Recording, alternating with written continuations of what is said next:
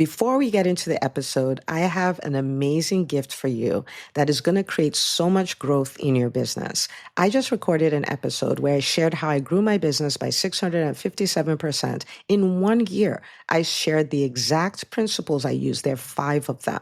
As if that's not enough, I created a worksheet for you where you can just go through certain exercises so you can implement those 5 principles in your business in the next 24 hours. We're talking about wins you're going to create in your business in the next 24 hours because of an episode of the EntreMD podcast you listen to. So go to entremd.com/worksheet to get your worksheet and head over to listen to episode 479 of the EntreMD podcast. Is going to completely rock your world. And there's nothing better than doing it other than doing it with a few friends. So share this with a few physician colleagues. You guys do it together and share with me the wins you created in your business in 24 hours.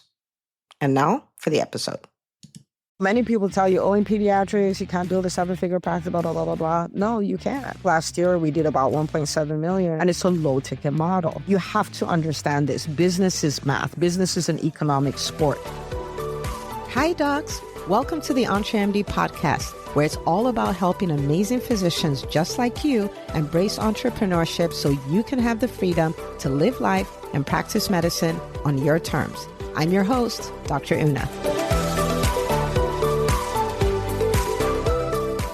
The number one reason for pain and suffering in cash-based private practices, which I have studied for over 6 years now, is bad pricing. Okay. And the way this typically works is people either think about a price they feel good about, they feel like this is what people can pay, or they pick a price that they see other people charging. They just pull off a price off the internet, and they're so unhappy with the results that they get. And so today what I'm going to do is I am going to show you how to pick the pricing for your own cash-based practice. And this is a pricing that will make sure that you're profitable. This is a pricing that will make sure that you enjoy the work you do. You have the time off you want. You're serving the number of people you want to have. Like you have a practice by design, okay, not by default. And so recently in the EntreMD Business School, one of the students, she has a private practice that's going to start, a cash-based practice that's going to start off in a few months here. And she says, Dr. Una, I'm so confused. I don't know what to do with my pricing. I stopped to walk her through this concept, and I figured I would share it with you because this comes up so much. And if you get this, you're going to enjoy your practice so much more. Okay. All right. So I want to give you a few principles here. And these are important. These are overarching principles. The first is there's no right or wrong. Sometimes people are like, if you charge, higher, then you're bad. If you charge lower, then you're good. There's no right or wrong. I mean, it just is, right? Because you want to build a business. And no matter what type of business you're building, you want to build a business that's a true win-win situation. It is a win for your patients or a win for your clients, and it is a win for you. It needs to be a two-way street, right? And so there is no right or wrong, and I'll walk you through that. The second overarching principle is when you choose your pricing, you also have to choose the consequences of your pricing. You don't get to pick and choose. By choosing the pricing, you choose the consequence, okay?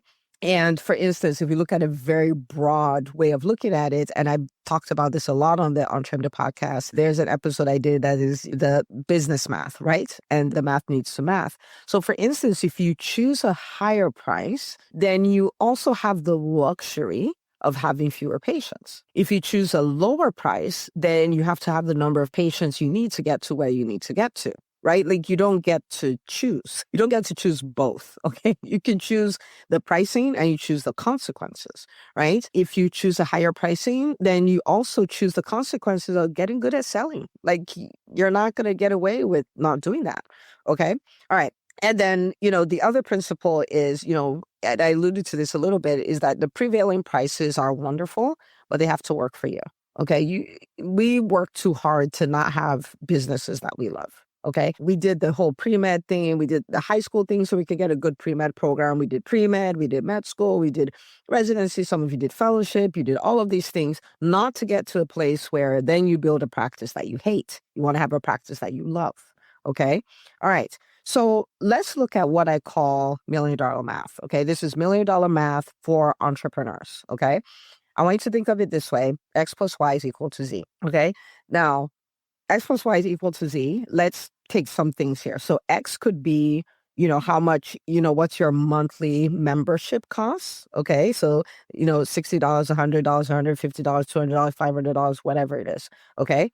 And then that's X. And then Y is your panel size. Okay. So you may say, I want to have 300 is a number I hear a lot in the DPC world, right? Like, so you say you want to have 300 people, you want to have 200, you want to have 500. I've seen people that spend is 800.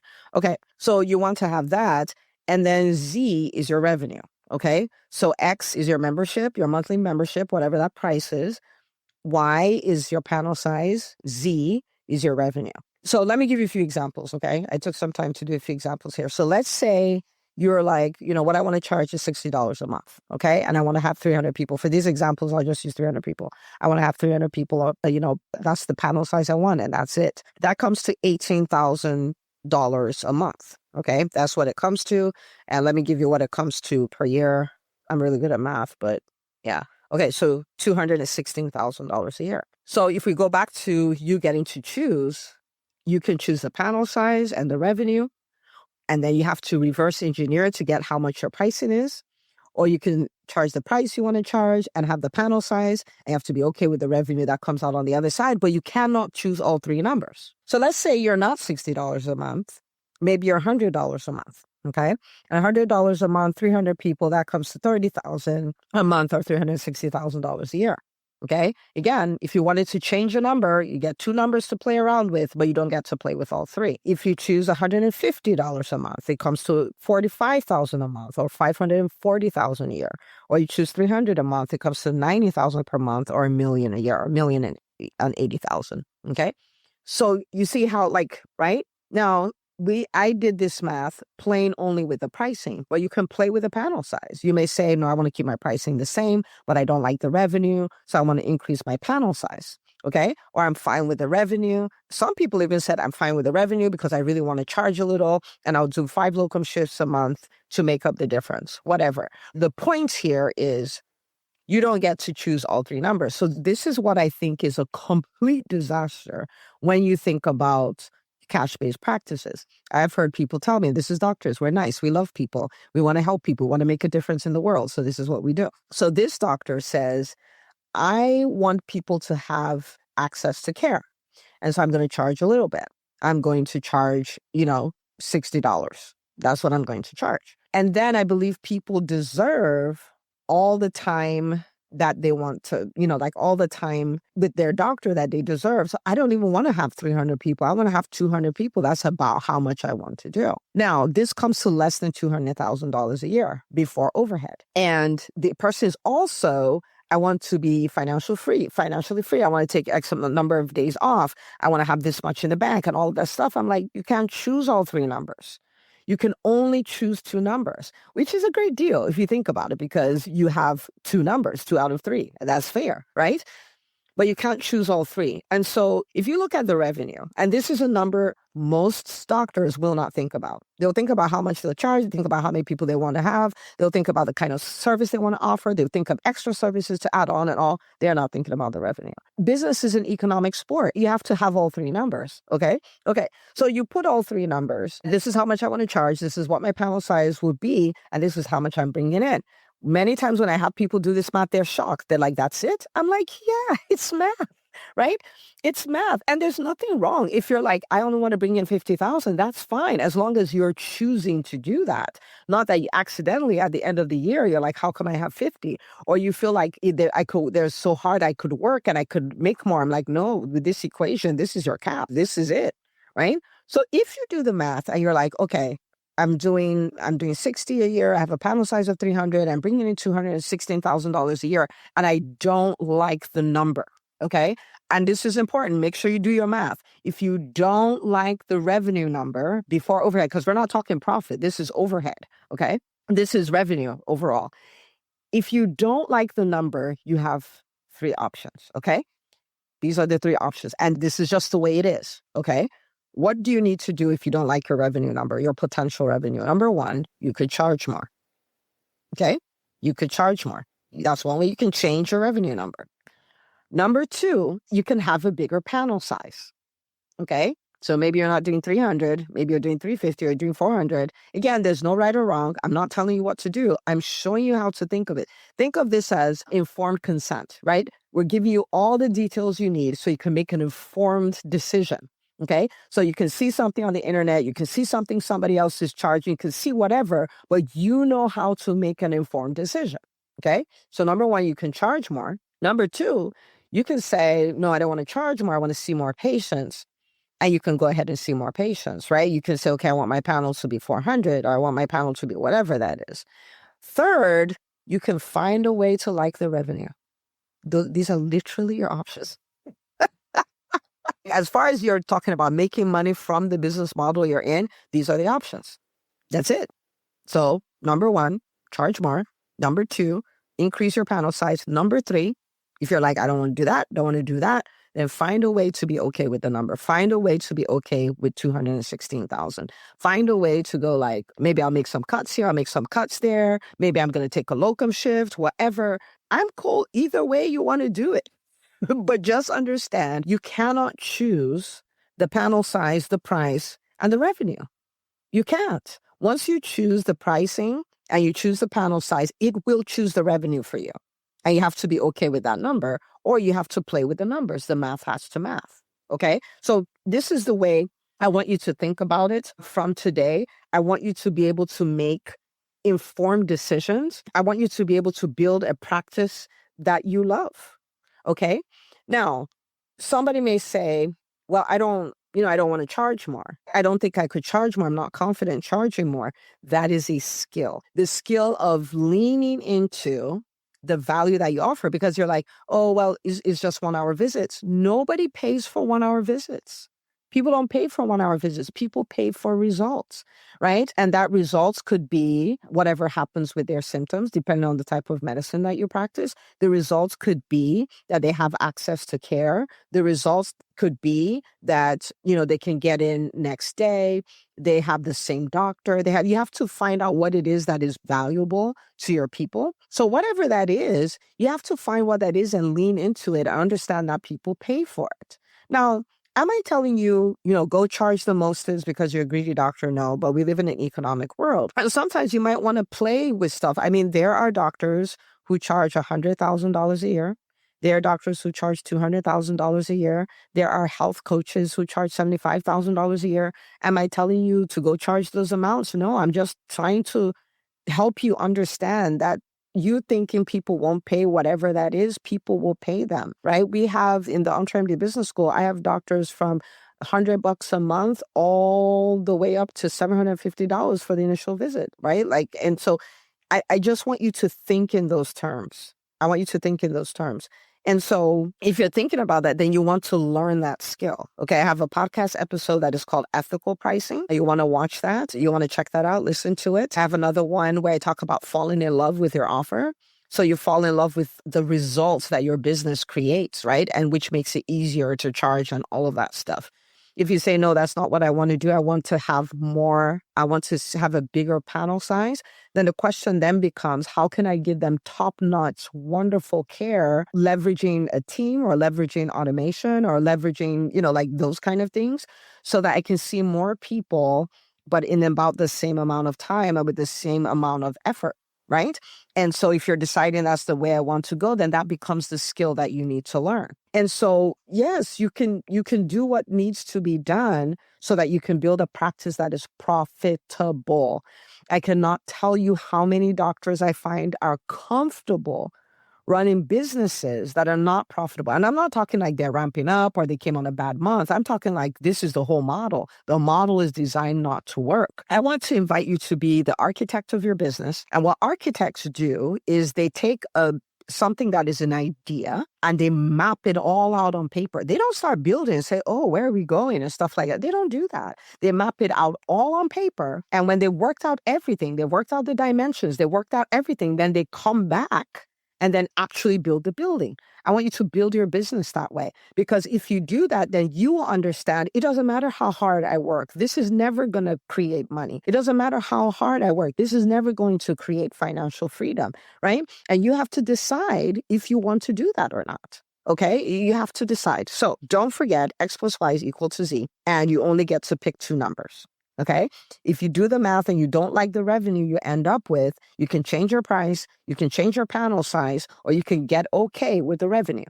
Okay, and I hope you don't get okay with a kind of revenue that doesn't serve you. Right? Like, again, your business, you want to create a win-win situation. You want it to be a win for you, and you want it to be a win for your patient. Now, let me just talk a little bit about this whole high ticket, low ticket type of model, because I have, I run 5 companies, and I can use 2 as an example. I have what I would consider a low ticket business, which is my private practice, which is my first business. Now, my private practice there are a number of things about it. So one is that it's insurance based. It's lower ticket, if you will. It is also pediatrics, right? And pediatrics is one of the lowest paying specialties. And it is also about 50 to 60% Medicaid. And I left it that way because I want them to have access to good care. So you can see that I intentionally chose a low ticket model. Okay. I chose a low ticket model. Now, I also want to be able to create the revenue that lends itself to profitability, right? Where my practice is profitable, I can pay my team, I can pay myself, there's a profit for the business, I can fund my financial freedom and all of those things. So you see, I've picked 2 things. I've picked X and I've picked Z. Okay. So I picked the pricing, right? Low ticket, and I picked revenue. So what that means is I don't get to pick panel size. If I have a low ticket and I want to make good revenue, it means I need to be high volume. And that is it, right? So madness would be for me to say, oh, I want Medicaid, I want insurance, I want all of that, and I want them to have a 1-hour visit. This is not an equation that works. The math is not mathing. Okay. What that meant was my core skill became the capacity, the ability to build a system, a healthcare system that allows me to handle high volumes, but still give them a great experience because it is a requirement for my model. A requirement, right? Okay. And so that's when we call our door to door, we call that whole journey the assembly line. And we call it the assembly line not because there's no human connection, but because I want people thinking in terms of engineering, efficiency, and all of those things. And so we study that assembly line. We study where the breakdown is. I study how to leverage team to give people a wow experience, even though I'm not with them like for an hour. I became really good at, quickly identifying what is the main reason why this person is here so I can solve the actual issue and all of those things. And I got really good at it. I could have a day, I see 25, 30 patients, and all of them are like, oh my goodness, Dr. Una is the best, right? It's not accidental. I was very clear that because of what I'm trying to build, this is what is required. Okay, so that's my low ticket business. On the other hand, I have EntreMD, and the EntreMD Business School, for instance, is a $30,000 product. It's not low ticket, it's high ticket, right? In that case, what becomes the master skill I need to learn, right? So pricing became something, pricing, I had to learn that. Selling, I had to learn that, right? Being able to create the value that people pay $30,000 for, right? That became a master skill that I had to learn. So selling became this big master skill. Creating massive results became, not that we didn't do it in the other model. Of course we did, but now this is even more important, right? Because then you're also going to rely on repeat business and all of these things. And so I recognized that's the master skill. It wasn't the only skill, but if I was going to skip a skill, it would not be this one. And so I had to develop that. So both businesses are thriving, like really thriving, and one is a low ticket and one is a high ticket. And so many people tell you, oh, in pediatrics, you can't build a 7-figure practice, blah, blah, blah, blah, blah. No, you can. You can. I think last year we did about 1.7 million or something like that. And it's a low ticket model. Do you see what I'm saying? Like, you have to understand this. Business is math. Business is an economic sport. We get to pick 2 out of 3. We do not get to pick 3 out of 3. Okay. And so pick a model. Obey the laws of the model. When you pick X and Y or X and Z or whatever, or Y and Z, just understand the third number is picked for you and you must obey the laws. You must obey the laws that go along with that. Okay. So what I want you to do is I want you to do your math. Okay. I want you to do your math. What is it going to be for you? Okay. So this is how much I charge. This is the panel size I want. That means my potential revenue is Z. And look at that number.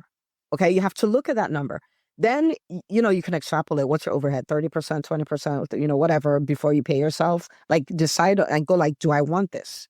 Is this going to take me where I'm going? Like, or whatever. So you do the math, then you look at the revenue and decide, is this good? Is this what I want? Like, is this my dream practice? Am I going in the direction I thought I was going in or I want to go in? Right? These are the questions to then ask. And if there are any changes, make them. If there are any skills you then now know that, okay, this is the skill I must focus on learning and building and cultivating, then it's time to cultivate that. Okay. But what I hope you've walked away with here is that, I wonder what I'll try. Like, you can wonder, but at least now you can decide, like, this is what I want to do. And I'll tell you what I told this doctor. I was like, I got it now, doctor. And I was like, okay, great. Another person who's going to build a practice that, they love.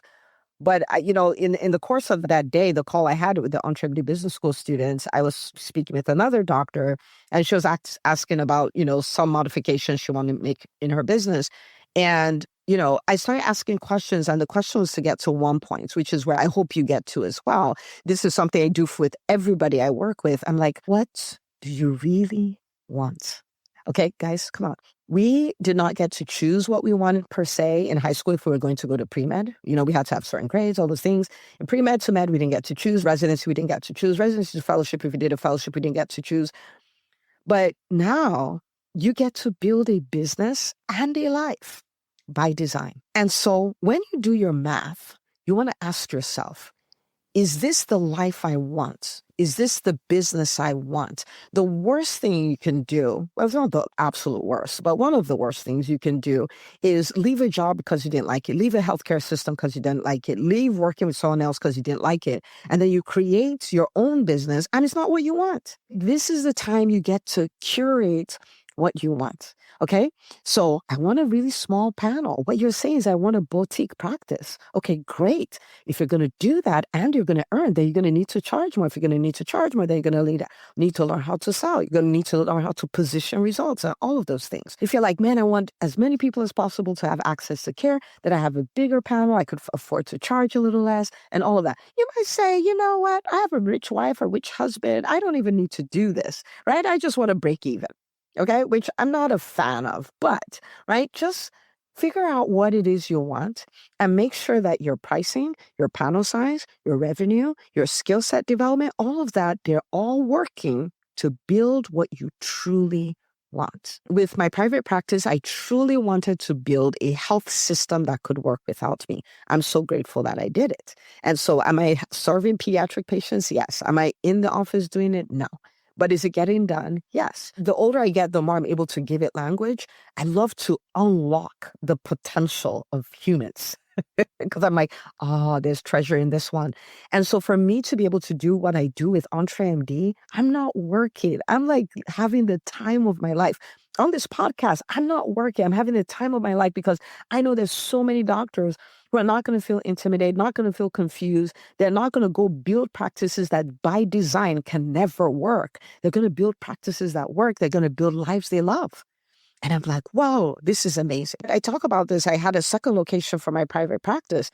I was just like, this is not what I want. Now, I want you to think about it. Am I smart enough to do that? Yes. Do I have enough of a business acumen to do that? Yes. Was it there and profitable? Yes.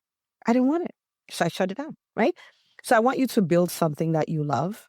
And it really does start by setting yourself up to succeed, by actually understanding what you're doing, when you choose a price or you choose a panel size or you choose revenue or whichever. So go do your homework. I'm rooting for you. Understand that you can thrive as a DPC doc. I've worked with so many. So DPC, cash-based concierge, whatever that is, I've worked with so many, whether you're primary care or specialty care, so many who are thriving. So many who are thriving. Okay.